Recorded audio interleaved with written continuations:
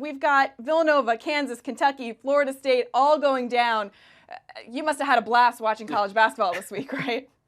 Yeah, it was one of those weeks that kind of felt like March again. And it's been a great college basketball season. It's kind of a wide open race for the national title for National Player of the Year. And, this week kind of emphasized it where, everybody at the top kind of lost except for Gonzaga. So it's almost like nobody's going to fall that far because everybody lost. So kind of a crazy week, and that really creates a lot of confusion and chaos going forward. So it's been a great college basketball season. Hopefully this was the type of week that kind of reminded everybody that it's probably going to be a really exciting March. Matt, which loss was the most surprising to you out of those 5 teams that fell?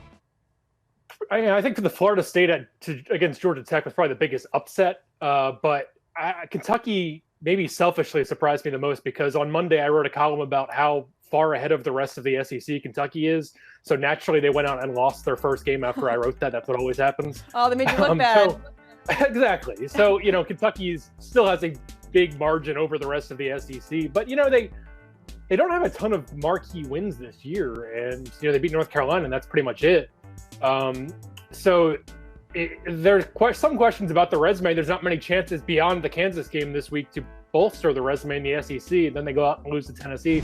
So it was surprising, but, they're still a young team. So they are prone to those kind of lapses, especially on the road against a decent Tennessee team. It's not like Tennessee's, some team ranked 200. They're a pretty good